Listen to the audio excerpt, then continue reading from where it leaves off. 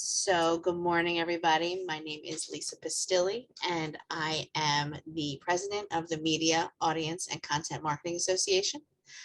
Hashtag where the conversation happens. I want to welcome you all to our exciting conversation today with Roy Palandekar and Andrew Degenholtz. And the conversation is about how to leverage NFTs for subscriber acquisition. This is a really exciting topic because it's so new. And I want to thank both Andrew and Roy for being here. This is exciting. In addition, I want to remind all of you, if you have not subscribed to MACMA yet, please go to the website and sign up or renew. You can also email help@themcma.org in case you need help in renewing your subscription, your membership. Please follow us on Facebook, Twitter, LinkedIn, and YouTube. There is a ton of videos available on the YouTube page, so you can learn from that. All you need to do is search on Media, Audience, and Content Marketing Association, hashtag where the conversation happens. We welcome you all.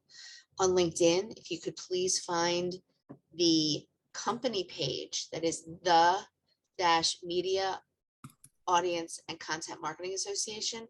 We would love to have you there, and I'll reach out to as many of you as I can and invite you to connect with me and then as well with the page. So we're excited to have everybody here.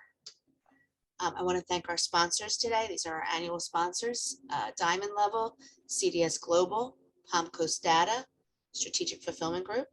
Our gold sponsors are Auditive, Data Axle, Lester Inc., Omida, the Progress Network, and the Synapse Group. Our silver sponsors are Advantage CS, AAM, BPA, Cambion West, Computer Fulfillment, EBSCO, eMagazines, Four String Media, Magazines.com, Mather Economics, M2 Media Group, National Publishers Exchange, Periodical WatchGuard, PWX Solutions, 360 Media. Our bronze sponsors are the Academy of Digital Media, ESP Computer Services, One Count, Quality Circulation Services, and TVD Associates. So thank you all for your annual sponsorship. We are very, very grateful. You make everything we do possible. So again, www.the-macma.org is the website, and you can join or renew your membership today. We're looking forward, and we're going to have another great year next year. So I am officially going to introduce Roy Palandekar and Andrew Degenholtz. Roy is the founder of Blue Shoon. It's a web development company based in Chicago, founded in 2007.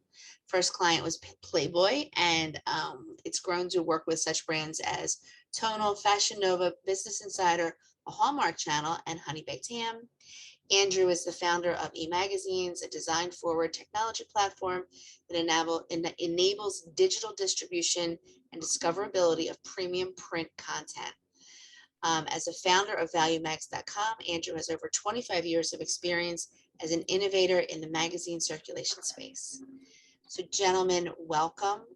We are so grateful that you are here with us this morning and are going to teach. Thank you. I personally am looking forward to learning.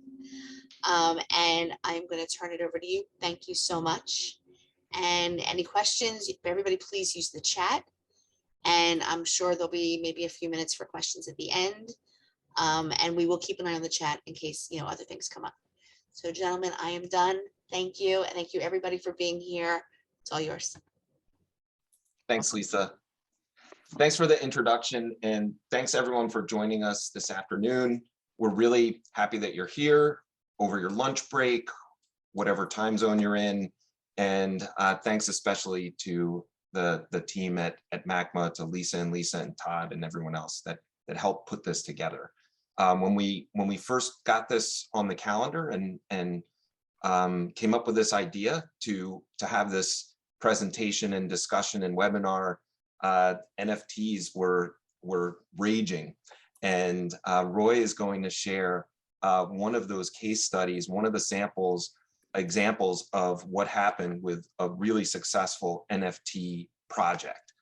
And we'll also start by describing exactly what an NFT is, because I think many people here might own an NFT, might own some cryptocurrency, but also for those that are on the webinar that are not familiar with how cryptocurrency works, what a wallet is, how to buy an NFT. At the very end of the presentation, we're going to share a link where you can enter your email address and your wallet ID, and we'll send you an NFT so that you can experiment with it and just get comfortable and get that experience of what it is. So we're going to do Roy and I put together some slides, and we're going to share, we're going to go through the slides, and then we'll take some questions at the end and have a conversation. So starting out, let's define NFT. NFT stands for non-fungible token. It's a representation of a smart contract on the blockchain. So with an NFT, a buyer can display, well, I should say the buyer has display rights to a piece of artwork, and they don't own the copyright, and they can't claim ownership or own the IP. The copyright and the associated IP belong to the NFT creator. And that's the person, or that's the company that has the option and the ability to assign those rights via that smart contract that lives on the blockchain. So specifically, NFT stands for non-fungible token. It means it's like fungible, okay, means you can, it's like gold or oil, it's replaceable. Non-fungible means it's unique, it's not interchangeable, and it's not replaceable. So it's like a collectible. It's like a sports memorabilia or a ticket to a show, let's say. Media companies, like the companies that are probably the folks that are represented here, are really well suited for the concept of NFTs because of the demand for the content that we have and the valuable premium magazines that we produce. So we'll also talk about Web3, and Web3 is this concept of a decentralized web. So that means that there are servers all over the place that are powering and supporting the blockchain. And it means that there's really no one company running it. Roy, would you like to get in? Yeah, absolutely. So another way to think of how Andrew was describing Web3 is an internet without Amazon, Microsoft, and Meta controlling 80% of everything that happens. It's more a step backwards to how the internet used to be, where someone could make their own homepage and it was just as valid and just as visible and just as visited as the biggest company out there. So it's right now, Web3 is in its infancy. What the tools we see right now are absolutely not going to be the final tools that create what the new internet that we all are going to use on a daily basis is going to be. That's coming down the line. But what we have right now in front of us is a preview, and for companies to get their hands wrapped around what this concept is and find ways to even just utilize this 1.0 0.1 version that we have access to right now, you'll be in better position to take advantage of it when the next generation, the next iteration comes out. So let it be known, everyone that works in Web3 knows there's gigantic pitfalls, and it's sometimes very slow or sometimes doesn't work the way it's supposed to, but it's more the concept behind the technology is what's really exciting. Thanks, Roy. Sure. Let's see. I will click here to go to the next slide. All right. So NFTs represent ownership and access and can be traded like money. The secret to Web3, or at least one of the secrets to Web3, Roy did an excellent description and definition of what it is. That, like, I love that thinking about like having, when you used to have your own homepage and like it was just as big as Amazon. The secret to Web3 is that users and participants want to be owners instead of subscribers. And let's see, and that's really a big shift, because you can own this thing and make it your avatar, make it your, like show it off to your friends. It will give you access and other benefits that are not available if maybe you're just renting. So what are the benefits to users and what are the benefits to publishers, the folks here on the webinar? For an NFT, pardon me for one sec. So an NFT gives you this ownership and the user can resell it.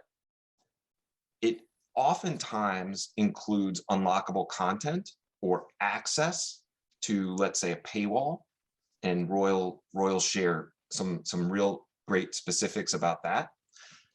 Sometimes it will provide you access to a Discord channel or a private Slack channel that only the community and the folks that own this NFT can access. An example of this, and a popular one, are those the yacht club. Bored Ape Yacht Club. Thanks.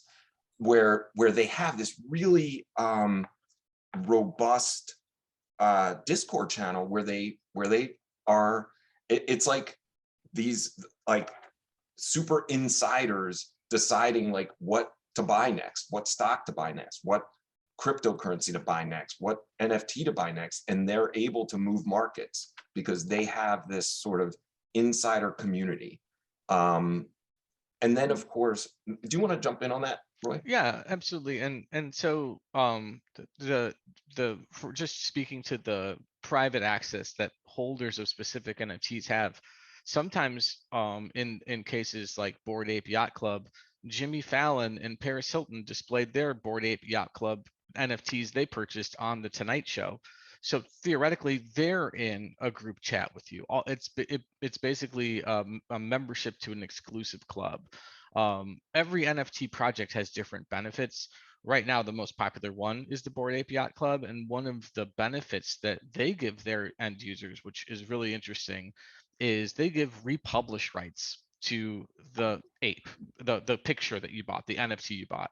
So I was just in Saugatuck, Michigan last weekend with my family, and I was walking by a little boutique, and they were selling Bored Ape Yacht Club T-shirts of specific NFTs that were, and these are NFTs that are owned by the people manufacturing the TV or the T-shirt.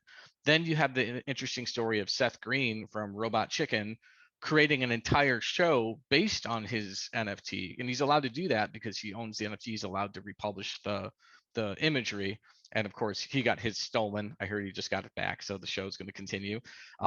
So making sure you keep your NFT safe is very important.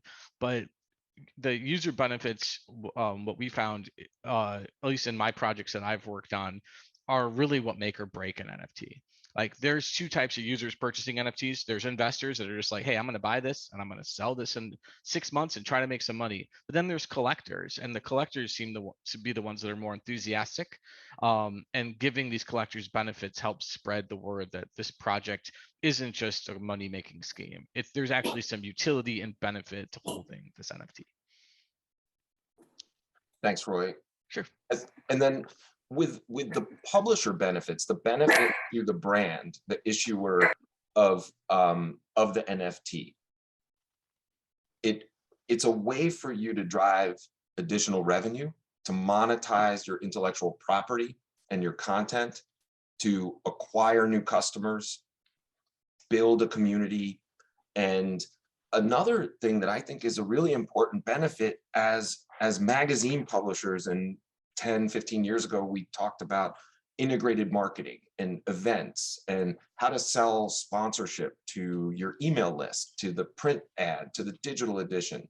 Now your clients, I believe your advertisers and those brands will want to know, well, what's your NFT? What's your Web3 strategy? How are you connecting with your community? And how can my brand get involved in that and get some of that positive engagement that you have with your community, leveraging the power of this this technology?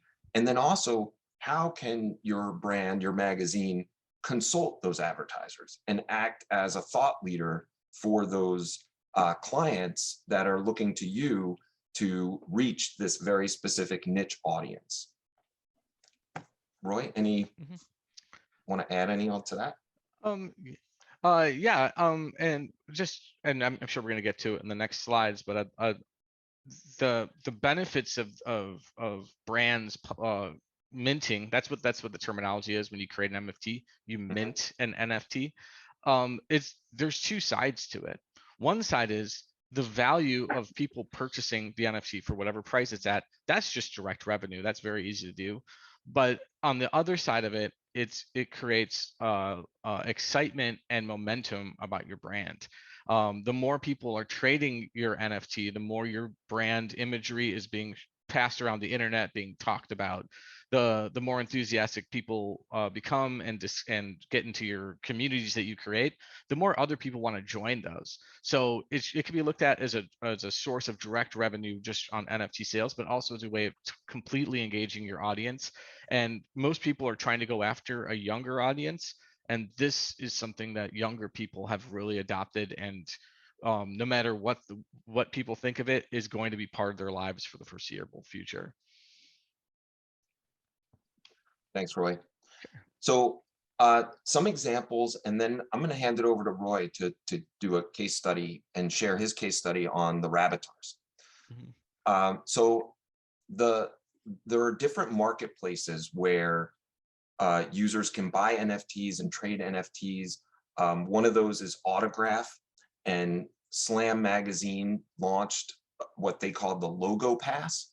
This Logo Pass included a unique collectible image, a sample here on the screen of the Slam with the sort of Globetrotter basketballs. And in addition to that, the additional utility included with the Logo Pass was access to their digital edition archive, which they launched at the same time that they dropped this NFT to create additional excitement and enthusiasm. And I believe a forward subscription to Slam magazine and maybe some other benefits. And then these are just some samples of other media companies or publishers in our space that are already experimenting in the NFT space. And there have been different success stories that have come out of this. One of them is the Fortune NFT cover.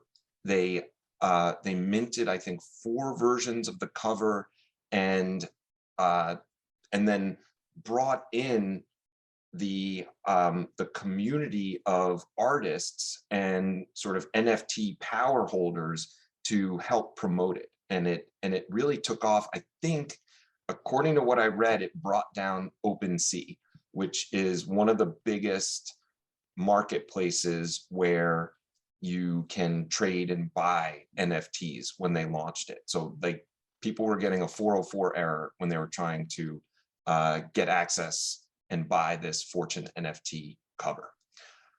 So let me click to the next slide, and Roy, you want to? Yeah, sure. Yeah, and so speaking to real quick, when you're talking about OpenSea, for people that aren't familiar with OpenSea, that's the Amazon.com of NFTs. Like, that's the main place everyone goes to read about them, figure out what they're gonna collect next. So bringing down OpenSea is a big deal. That's not like bringing down a standard website. So that shows incredible demand. But what I wanted to go over here, and when Andrew asked me to join this call, was my company Blueshin, we've been working with Playboy since 2007. Our team, we run all of their subscription sites. One of those subscription sites is called iPlayboy, and that's their digital magazine offering. In fact, that's how I met Andrew. We were looking for a vendor to power the back end of iPlayboy, and eMagazines popped up, and it just so happened we live in the exact same neighborhood in Chicago, even though that Playboy is based in Los Angeles. So kind of strange, but so when we were operating iPlayboy, we built this before eMagazines had their digital library product already built out. So we built it custom based on Playboy's discretion using their API suite. It's sold to customers as a subscription service for something very inexpensive. I think it's $8 a month. Oh, and it's also used internally by the Playboy staff, their legal department, their marketing department, and like their archive group are constantly asking us for logins and passwords and using it as a research tool. So it's kind of cool that this publicly facing website serves two purposes and it generates significant revenue. Next slide, please. You got it. Thank you. And so what does this have to do with NFTs? So Playboy, it's a quickly changing company. Every couple of years, they're adding on. They just went public again last year, and they're adding staff. And one of their big initiatives is their NFT project called Playboy Rabbitars. And you can see on the screen here, these are the Playboy Rabbitars. And this is true for most NFTs. Most NFTs are an image with a bunch of variations, and the variations in the image have a level of rarity. These variations are called traits. So you'll notice the one rabbit in the top left is wearing goggles. The one in the bottom right is wearing those gold sunglasses. The gold sunglasses can be 1 in 1,000 chance you'll get that, whereas the goggles might be fairly common. This affects the rarity of a series of trait combinations, which then affects the collectability. So it's kind of like collecting baseball cards and getting the baseball card with the error on it, and it's worth more because it's super rare. The Playboy Rabbitar NFTs were created by the internal Playboy Web3 team. We didn't build these out for them, though creating an NFT isn't nearly as complicated as it sounds. People in the crypto space will use a lot of huge words, but it's really very simple stuff. It's just working through it. So what happened was when we created the NFT, they were kind of everyone's green to the space, but Playboy, as it started to build its community and people were excited about these NFTs just based on the brand, they realized that they needed to offer more with the NFT other than, hey, this is a Playboy NFT. So they considered it as the modern key to the Playboy Club. So if you remember in the 60s and 70s, they actually had Playboy clubs. If you paid a membership, you would actually get a physical key and you would be able to get access to VIP treatment for their concerts and cocktail parties and everything like that. That still existed all the way up into the NFT space. And now Playboy's like, hey, the new key is if you hold one of these Rabbitars. And so when holding a Rabbitar, Playboy Playboy does give their holders a variety of benefits. The first one is they give them free, discounted, and also exclusive merchandise from the Playboy shop, meaning there's Playboy hoodies and backpacks and other merch that you cannot buy unless you have a Rabbitar in your crypto wallet. So that makes people that collect sneakers or that are really into fashion, that's very exciting to them because they want to be able to get access to these products, and the only way to do it is to enter the NFT space. They give you access to virtual events. For example, there's a website called Decentraland. It's basically kind of a rudimentary 3D world you can move around in your web browser, but people like Snoop Dogg or Deadmau5 and Playboy will have events and virtual concerts in the space, and using NFTs, you can treat that as a ticket to get into the event. So basically, you turn on the game, you walk around, you get to a gate, you say, I want to enter.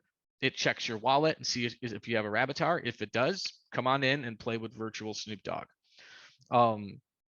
They also give access to random airdrops. So people are going to use the word airdrop every now and then. An airdrop is just when a company gives you a random person or gives someone another NFT. So we can see it's with the cryptocurrency and with Web3. If you know someone's address, everything that happens is publicly visible.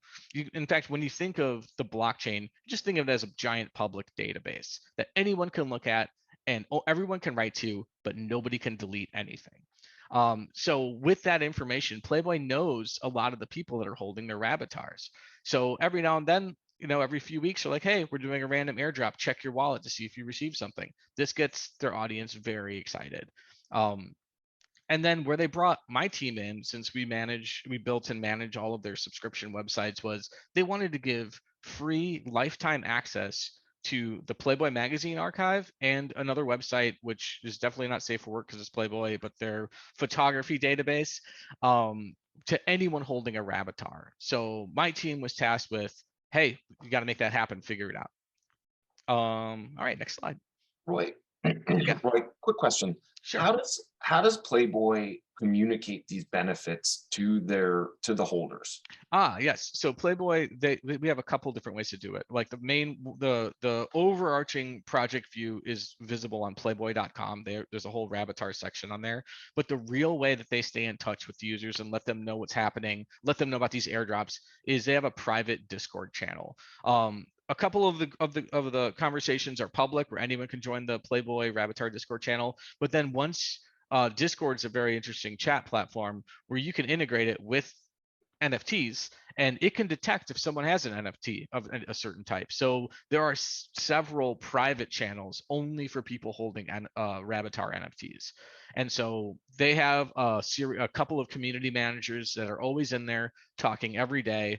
And honestly, if you haven't been in a cryptocurrency or NFT chat room, be prepared to look up some acronyms and some words, because it's become its own subculture and they speak their own language. I go in there and I'm confused half the time, like, what does that mean? And so don't feel bad if you don't know. It's morphed into almost its own language. But within that Discord is how they stay in touch, listen to the requests of their holders, and try to satisfy them and keep them as happy as possible. Thanks. Cool. All right, so for us, for my team, for the development team, this is one of our very first Web3 to Web2 projects. Now, again, Web2 is just the web as you know it right now. Facebook, Amazon, Playboy.com, anything on the web you see now is Web2. Web3 implies it's reliant on the blockchain, which is, again, just a giant public database that anyone can write to, but no one can delete from. So to do this, what we had to do, the people that hold the Playboy Rabbitaurs, most people in the crypto space use a system called MetaMask. MetaMask is a plugin for your browser. And what that does is you can connect all of your cryptocurrency wallets, Bitcoin, Ethereum, random ones. You can connect them all into MetaMask, and it has that cute little fox icon you see right there. And what that does, it allows the blockchain to talk to websites. So the very first thing we did on iPlayboy is on our login system, we created a MetaMask integration. So basically, when someone comes to the iPlayboy login page, they say click login, their MetaMask on their browser lights up and says, "Hey, iPlayboy is trying to look at your wallets. Are you cool with that?" If they acknowledge and say that's okay, we look through their wallets for the existence of a Rabbitaur. If it exists, boom, they're in. And initially, I thought this was gonna be a very difficult project. It's gonna take weeks. It took us about 48 hours to get that up and running. So it's a lot easier than anyone's gonna tell you. It's so much more simple than the language makes it sound. Then listening to the Discord community, a lot of users use what are called hardware wallets, because when you have a cryptocurrency wallet, there's a string of characters that's your private key.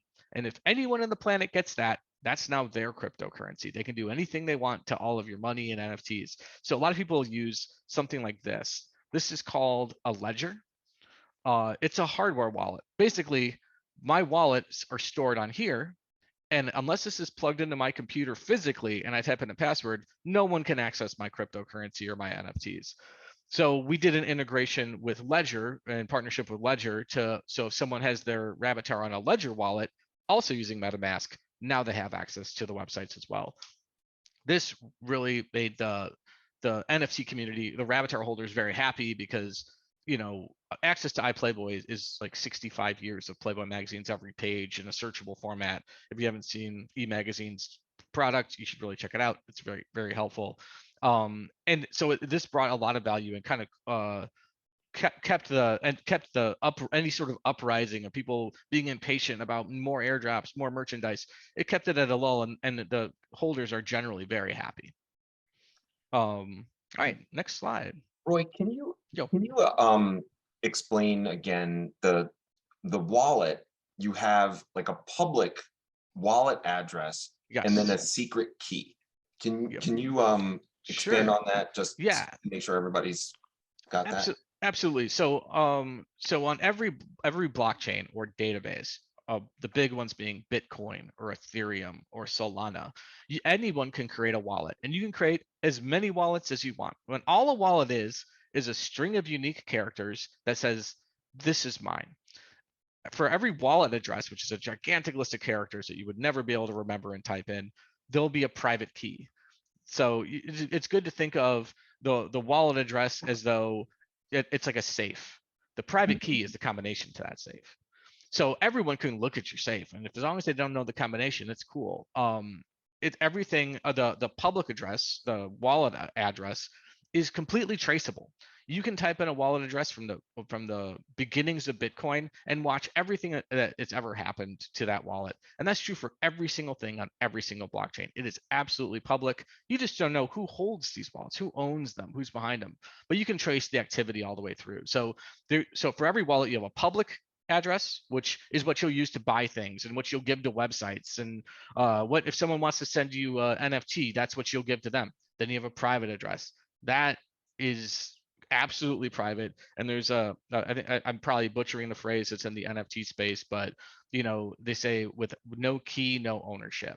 If you don't have a private key, you really don't own that crypto, and you really don't own those NFTs. So it's important to know if you're going to play in this space, don't like put your private key on a post-it note on your monitor, because you know, someone like me will come by and take a picture of it, and that's my stuff now. Roy and Andrew, Yeah. we have a question from Greg Wolf. How is the Rabbitar program different from a membership program? So all of these sites do offer memberships as well, and in essence, the Rabbitar program is built to be like a membership program. But instead of it being a membership program for a single site, it's a membership program for the whole world of Playboy. One of the things that's very interesting, and I think one of the things that attracts Playboy to it, is the more popular Rabbitars get, the more desired that they are. And with NFTs, Playboy with a few keystrokes can make 5,000 more that'll immediately sell. And if you look on OpenSea and you look at the prices of some of the more rare Rabbitars, they're in the 50 to 60 Ethereum range. So it costs 50 to 60 F. And so I think an Ether is like $2,800 right now. So if you just consider the revenue possibilities there, once the demand is this high, like the Bored Ape Yacht Club people are in the hundreds of millions of dollars just off this NFT project. So yeah, and yes, and what Joe just posted in chat is absolutely true. There are billions in cryptocurrencies and lost where the owner lost a wallet and forgot the key. And I know I read about a guy who had like 100 Bitcoin on a hardware wallet, and he only has a certain number of password guesses before it's deleted. And he's on his last password guess. And so he's just put it in a safe deposit box because he can't build up the will to fail one more time and erase $30 million. And so he's hoping maybe in the future we'll be able to crack this thing. So yes, it's and that's the thing. This is like cash. You can't just like leave a handful of cash on the side of the street and expect everything to be okay. Anyways, so with Playboy, anyways, there was a bunch of lessons learned with this project that we did. And Playboy, you know, it's publicly known, I'm not violating any NDAs. They're going to continue in the NFT space. Rabbitar is just the beginning. There's going to be more coming down the pike. They have a lot of intellectual property they can leverage to really make a huge impact in the space, as most, you know, major magazine brands and lifestyle brands should. What we've learned is the first thing, if you're going to get in the NFT space, create a public roadmap, right? A public project roadmap. what you're going to do and approximately when you're going to do it. And don't overpromise. Don't say, hey, we're going to buy a private island in the Pacific and everyone holding the NFT can come there and eat at our restaurants. That might sound hyperbolic, but that's an actual thing someone is promised. And it's ridiculous. People are falling for it, but it's an obvious scam. So a public project roadmap and not overpromising on your roadmap is the very first step in keeping the demand high and the community happy. The second thing is having consistent, reliable communication. That means you want someone who's familiar with cryptocurrency vernacular, who's familiar with Discord, ideally in your public chat groups, talking to people every day, listening to their concerns, listening to their desires, and trying to morph the project to keep everyone in there as happy as possible. Third is adding value to the NFTs. You don't want to just cater to pump and dump or people looking to make a quick buck.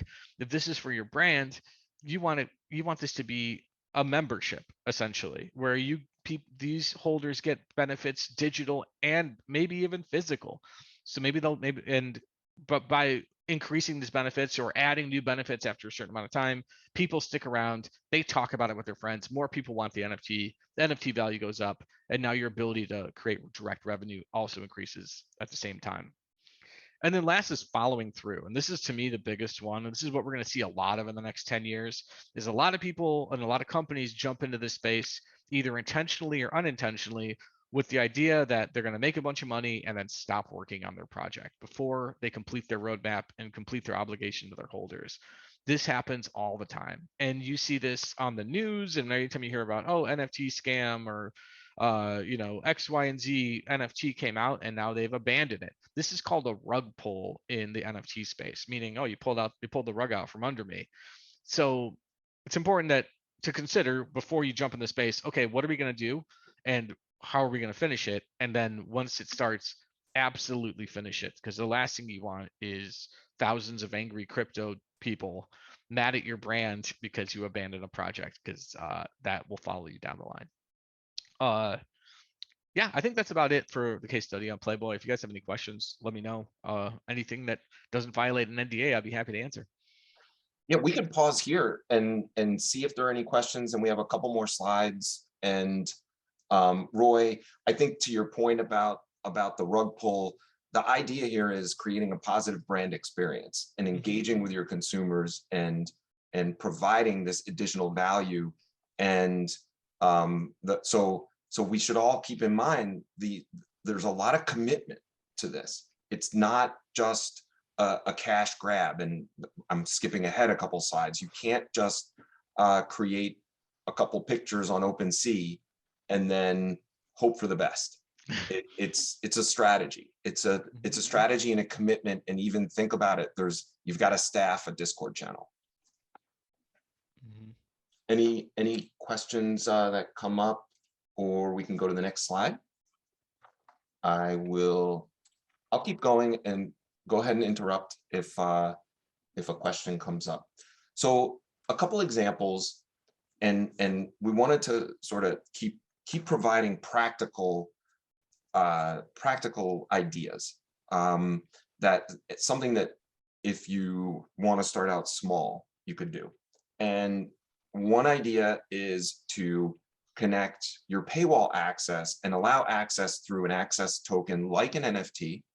It could be a rare cover of a magazine, and then begin to hook in your paywall or your access to your website or to your digital archive using the MetaMask wallet application. And if you think about that MetaMask wallet, it's kind of like sign in with Google or sign in with Facebook or sign in with Apple, except it's sign in with MetaMask and it's private. So you're not going to know the user's email address unless you require and ask them for it. And the user can sell that access to someone else or trade it or give it away. Roy, did you want to add on anything there? I think you covered that really well. Essentially though, that's what it kind of goes back to your first slide where people want ownership and not subscriptions. And in this case, ownerships are something that are transferable, whereas generally subscriptions aren't. So this is where the NFTs make a lot of sense in that case. We've noticed demand when we, another project I've worked on, we've noticed demand when we say, hey, we're going to bill you once for something and you get it forever. Even if that price is 2 to 3 times the lifetime value of the average subscriber, the demand is way higher because people don't want to keep paying for something over and over again. They want to buy something and own it. It doesn't 100% work in the physical magazine space. I totally understand that. But in the digital space, when we look at things like this, we think of our marginal cost. A marginal cost for someone to access iPlayboy for us is in the pennies because it's just bandwidth in a row in a database. So if we can generate more revenue than our standard lifetime value of the average customer, that's a win, and that's a revenue increase for the company. Yep. I'm still kicking myself for not buying Sirius radio for $300 lifetime when they offered that when they launched. But Right. I don't know that I could have afforded it. So just some thoughts about like what we all have as assets and intellectual property, and we're our clients and our magazines have access to writers that have followers. We have access to the creators and influencers or subjects of the featured article in your magazine. These are all ways to bring in that that content into your strategy that could provide access to your community.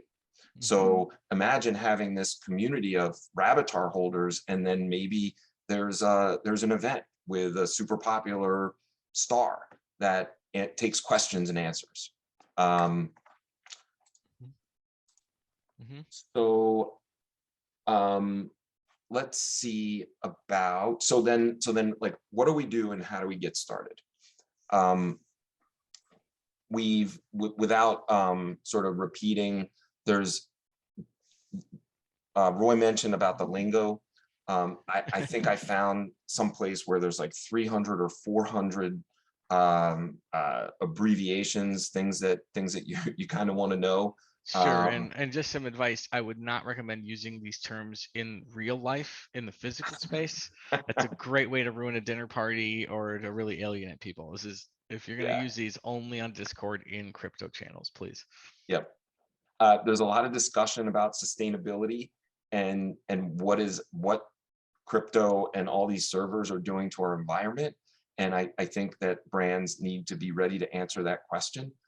That could be a completely separate and additional presentation. There's a lot of work being done on that. There's carbon offsets. It's not something that should be just dismissed, because it's going to come up. And that's something that's being addressed and is understood by the different blockchains. One of the second most popular one, Ethereum, is currently in testing a major change to Ethereum to lower their environmental impact and lower the amount of energy it takes to power their network. But right now, cryptocurrency as in cumulative is using more electricity than a lot of countries. So it is extremely bad for the environment currently, but it's, as I said, this is the infancy of this technology. It's correcting itself as time progresses. And then how are you going to get started with the technology and the implementation? Are you going to build it? Are you going to partner with a marketplace like Autograph or NBA Top Shots or OpenSea? Are you going to build your own NFT marketplace? How will your tech team work to integrate these the ledger hardware lock? These are the questions that need to be answered.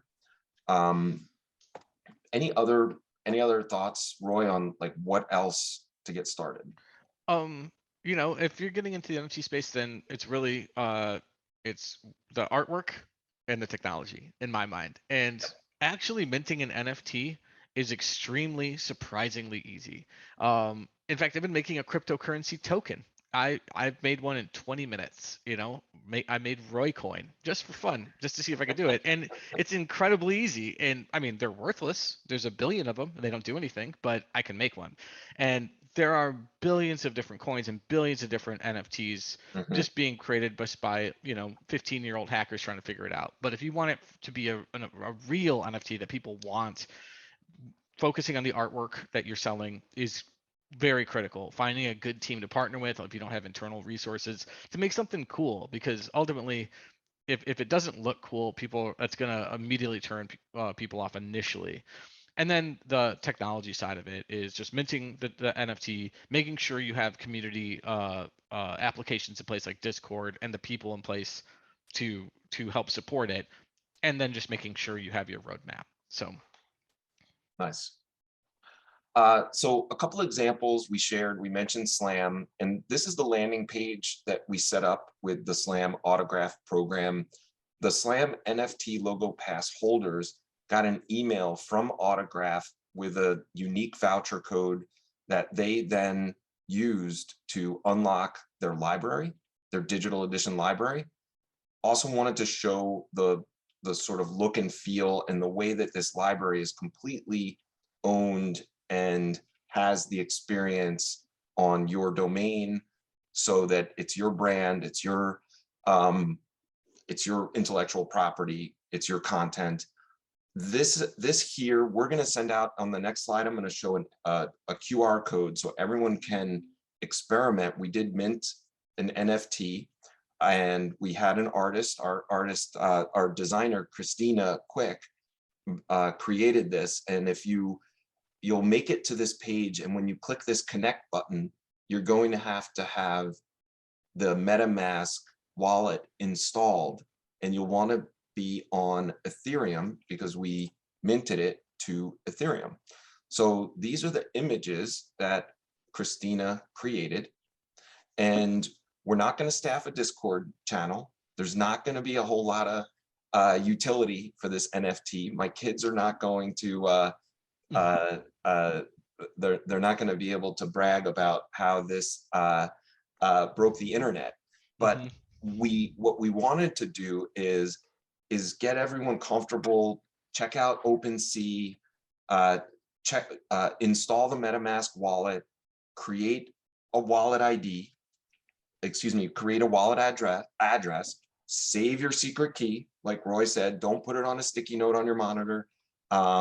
Don't put it in a Google document like I do, and store it safely. And then go to this landing page, and it's going to take, once you submit, it's probably going to take about a week, and then we're going to drop the NFT that you choose into the wallet. And then what you will have is on your phone or wherever you go, and whatever you do with that wallet, that will be yours. You'll own it, and you can show it off to people, and you can say you own an NFT. I would like to share Roy's email address. And I also want to, I know we're getting some questions, and we're going to answer some questions in a minute, but I want to make sure, because before we run out of time, I want to thank Roy. I think you are an expert in this space, and I think we're all lucky that you were available and took the time to share your experience with us and expertise. I think I would encourage people to reach out to Roy if you're thinking about your NFT strategy, or candidly, if you need a really good website. Roy and his team do amazing work, and they're really top tier in that regard. And then I would look at my chat here and see, let's see what else. Roy, do you see any questions? I saw one. I'm scrolling up to it. I saw Joe asked on one-time purchases, any activity with installment building. Like there's a throwback. So I imagine installment building, you're talking about like a firm or one of those systems to break up payments into different chunks. Is that correct? I'm gonna think that maybe what that might be right, but also what I think he might be talking about is we're very much in this zone of like every year we charge a customer $20 for their magazine subscription. Right. So you have this continuous service, this automatic renewal. Yeah. What are your thoughts on that? And so for me, it really comes down to a cost analysis on your part. Like sending physical magazines through the mail is, as everyone that does that on this call knows, is very expensive. In fact, Playboy stopped doing that about 2 years ago. They said, hey, you know what, we're going all digital now because demand for physical magazines isn't where it is. People are using their devices to read these things. Digital magazine distribution is much less expensive, obviously, for obvious reasons. So when it comes to one-time purchases for lifetime access, if you also have a revenue stream based on advertisements, that might make financial sense to your brand to say, hey, okay, you pay us $200 or $300 and you can access our magazine as long as you want, as long as you hold this NFT, or even just a regular charge. Here's a lifetime membership, as long as you're making additional revenue after the fact. With iPlayboy and with the other subscription sites that we offer access to with the NFT, we do have a higher level of membership that isn't included. If you want to get access to content early, or if you want to get other benefits, we find upsells and cross sells for these lifetime members. And we find marketing to the lifetime members is extremely effective because these are the whales that paid hundreds of dollars up front for access to our product. They're enthusiasts of the brand. They're willing to shell out a large amount of money for something that doesn't rebill. So now the cross marketing and the upselling opportunities are just awesome. So one of our most powerful marketing tools is marketing to these specific users, and they seem to just eat up anything we kind of throw at them. That's an amazing insight that you Oh, now thanks. have. You've essentially found all your best customers. You've got them right there and ready to hear what you want to offer next. So reading Joe's question. Yeah, so like Klarna and breaking them up, that's totally possible. When it comes to purchasing an NFT, that totally depends on how that's set up. A lot of times to purchase the NFT, it needs to be purchased with cryptocurrency. You theoretically could use Klarna and say, hey, if someone pays with their Visa card and enters their wallet, someone on my team will send them the NFT. So it's not required, but that's absolutely feasible. You could totally do that. And it's probably a great idea. Yeah, I think there's a new project or a new product coming out that's going to allow for installment payments in crypto. There's I read about it recently. Lisa, do you have any more questions from the audience that you'd like us to answer? I think that we've gotten most of the questions that were in the chat. I think the best question to ask you is what's the most fascinating or most exciting thing that you've seen recently or that you believe is coming next? What should we be watching for? You want to take it, Andrew? I'm going to let you go and then I'm going to think. Sure. So one of the things that at least I'm most excited for is watching so when we talk about blockchain, as I was saying, they're gigantic databases. Right now, these databases have a very limited amount of information they can hold, a couple lines of text, and they're extremely slow and they're extremely expensive. When you do a cryptocurrency transaction on Bitcoin or on Ethereum, they charge you what's called gas, saying, hey, you're using these thousands of computers that are burning up the environment, you're using a portion of that, we're going to charge you some money. And based on how congested the network gets, the price goes up. So it's been to the point where some people are doing transactions where it was a USD $1,200 transaction fee. To me, that's not scalable, and that's insane. Like it's like, who's going to buy a pack of gum when it could cost $1,200 in fees to buy the pack of gum? So to me, the most exciting part of the blockchain is when technology advances enough where it'll be a true cryptocurrency where, hey, people in Africa, in India, in China, and here, we can all just go to any country without using our Visa card, not paying Visa their fees, and inexpensively purchase things that's widely accepted. There's a lot of new blockchains coming out, and you got to think of all the different blockchains as competing brands. It's like Visa versus MasterCard versus American Express. Like that's Bitcoin versus Ethereum versus Solana versus, any of the other ones. Right now, the one that I'm most excited about is Solana because it's super cheap, it's super fast. The only problem is it's still a baby. If when something exciting happens, it crashes because too many people use it. So that's not something. So it's not ready for prime time. Like I wouldn't want to be at like buying a bagel and I'm sorry, you can't buy that because the blockchain has crashed. So what I'm most excited about is to see who the winner is going to be, because there will be one winner eventually. I don't think personally it exists yet.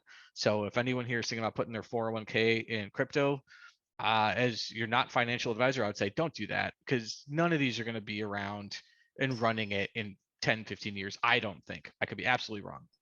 We could all be using Shiba Inu coin in 1,000 years. I have no idea, but it doesn't feel like this technology is fully baked yet. This is just really fun to get your hands into, and it's cool to associate your brand with because you're getting it on the ground floor. You don't want to be one of those companies that didn't think the World Wide Web was going to be something and got in the game 10 years late.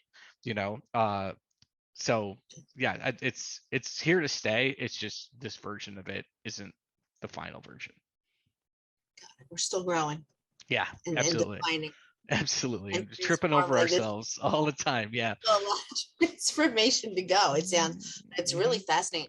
So I guess just because of time, most fabulous use case scenario that you've seen to date and that makes you excited for more.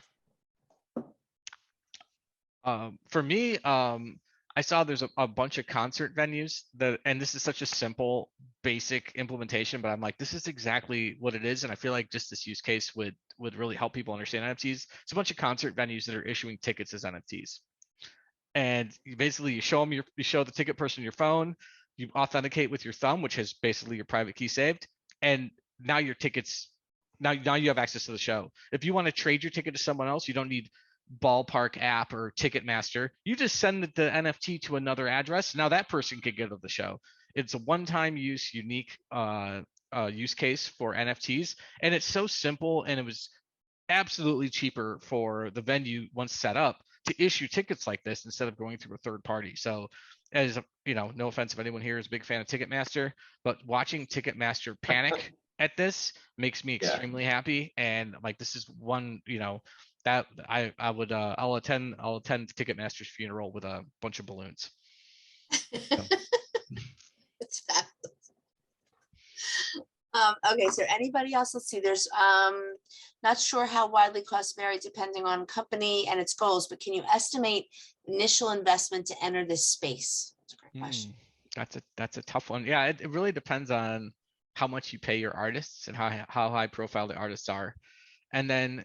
So that part that is variable. You can, I know there's giant companies that specialize in NFT art with all the traits to make it. So they have sunglasses and pacifiers and all that fun stuff.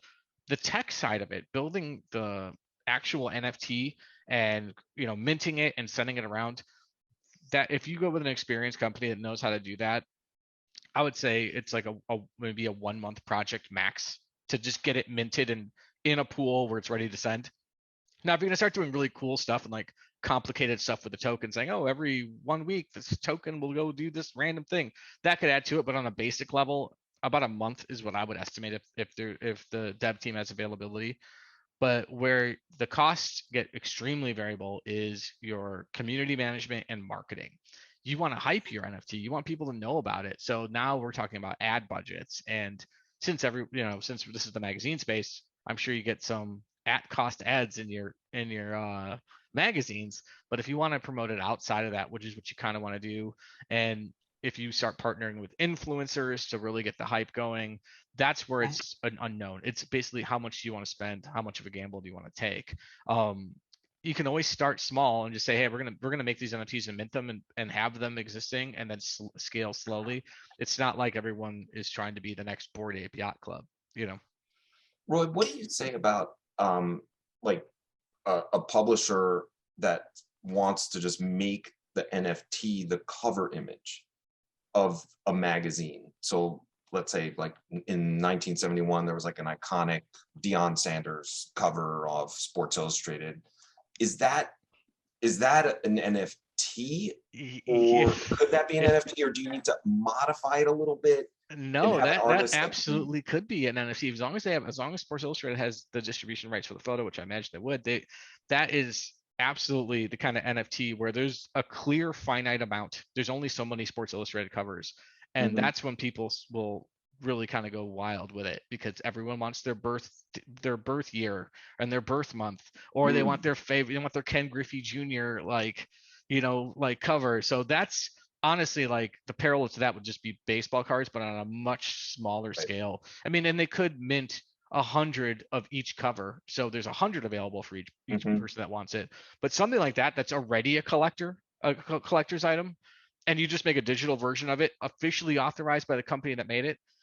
Yeah, that's like a no-brainer. Once the word leaks to that, then anyone who's into it that knows how this works is going to buy it, or even people that aren't into it are going to buy it hoping to resell it at a profit to people that are into that, like that kind of stuff, and just don't know what NFT is yet.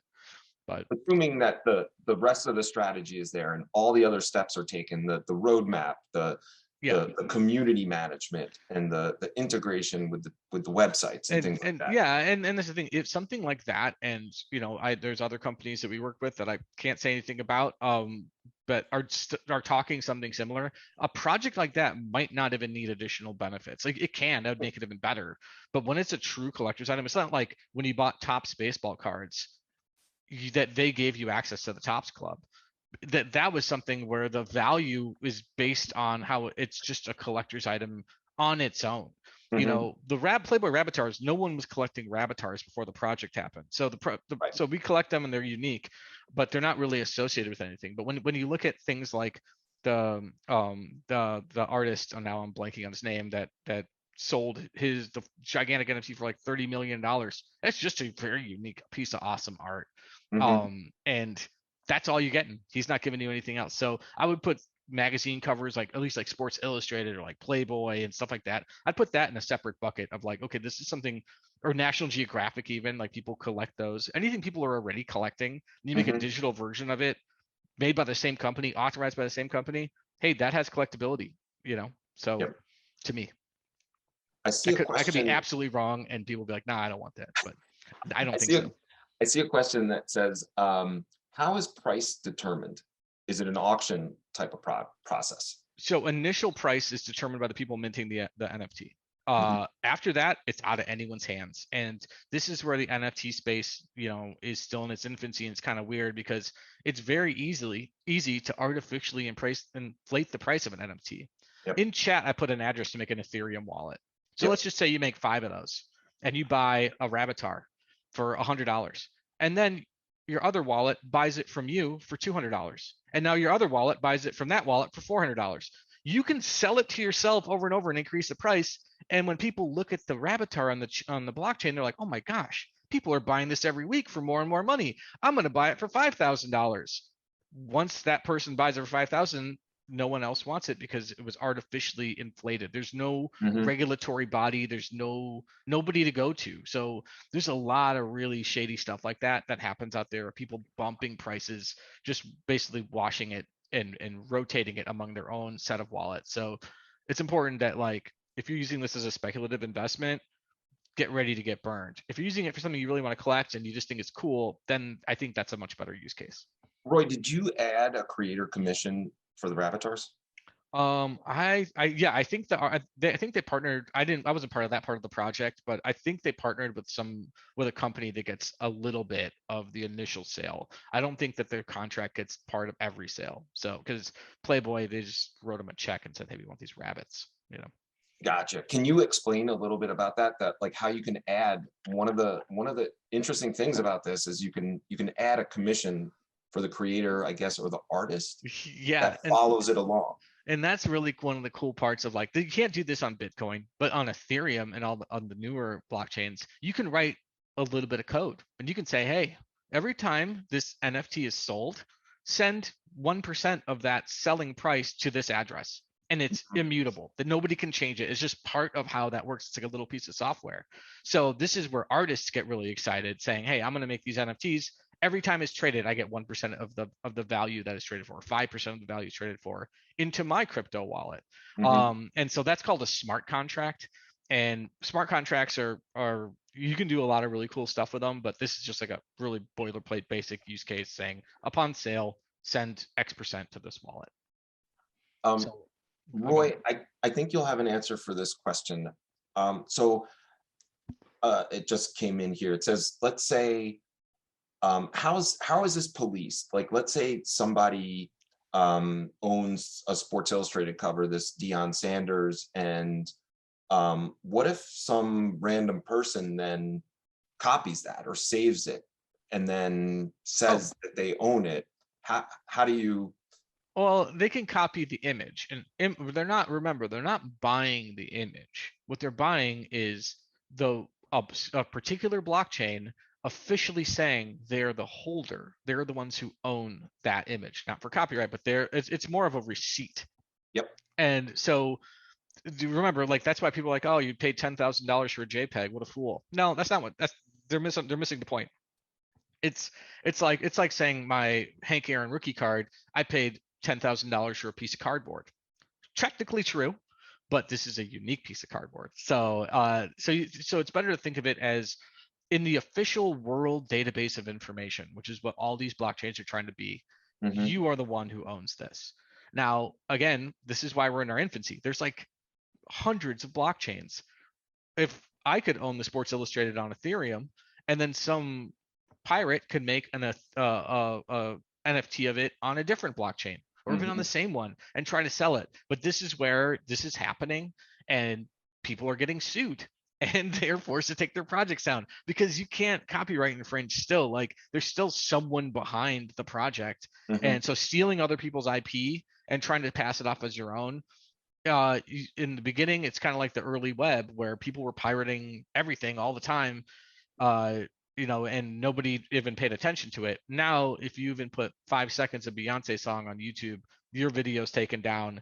If you put it on your private server, you will get served papers really quickly if you don't have the rights to do it. So I guess there is no governing body. That's the one thing that's important to know. There is still the real world we live in, copyright rules. So if someone takes your stuff and starts doing this with it, you can go get them, and you absolutely should protect it. But let's say you're holding a bunch of Rabbitars and you accidentally gave someone your private key and they take your Rabbitars, there's no one to help you. That's gone. And that's what happened to Seth Green, the guy from Robot Chicken. He made this whole show about his NFT that he held, and he went to a bad website, connected his wallet to the wrong website, and someone stole it and resold it. He just bought it back from the person who resold it for $100,000 more than they bought it for. So they made $100,000 in about 6 weeks, which is buying stolen goods. Right. And they'll never know who that was. And Roy, I think also to add to your answer, that Sports Illustrated cover comes with access rights to potentially a Sports Illustrated digital archive of all of the back issues. It comes with access to the paywall. It comes with all this other thing, and your wallet ID that only you can authenticate access into that using like these login mechanisms. Correct. Yeah, and that's absolutely up to the brand itself. I mean, that would make it much more desirable. If you're like, hey, you also get X, Y, and Z, that's great. That's going to increase demand, and especially the people that are looking to purchase these things would be big fans of the brand, and they would find value in that. So, and that sort of integration once these are minted is very simple. It's not that bad to do. So, but yeah, I would, for everyone on this call, I'd recommend that, especially if you have a digital archive, since the marginal cost of a user in your digital archive is negligible. That's a no-brainer benefit of buying your NFT, and you price that. You can price it way higher than what you're going to make in the lifetime of a customer getting access to your digital archive, and people will buy it and they'll be happy and they'll trade it, and it's more valuable than a standard subscription because it's unlimited, it's infinite, and it can be traded. Yep. And then build the Discord channel, make sure you nurture that community, and then you're going to have that audience right there that you can talk to and present as you add additional benefits and look for ideas. And for keep what your else to do. skin thick when you're in the Discord channel, because the people that are really enthusiastic about NFTs aren't exactly like maximizing their social abilities. So you might get some strange or unnecessarily aggressive comments. It's just remember, none of it's real. This is just what's on the internet. It's like road rage. So Right. Lisa, anything else? I think that we are good. Gentlemen, thank you so much. This has been so educational and like eye-opening and exciting. Oh my God, Hey. thank you. No problem. Thank you. So this interview will be put up on the MACMA channel, probably on the YouTube channel from what I understand. And I want to thank you so much. Hopefully we'll be able to do maybe a part 2 next year, but this was really fascinating. And I want to thank everybody for showing up and supporting MACMA. And we'll be in touch with the summer plan, the summer schedule, and what's coming up for the fall. Guys, thank you so much, Andrew, Roy, really so amazing. We're really grateful. Thanks for having And us. looking forward to the next conversation.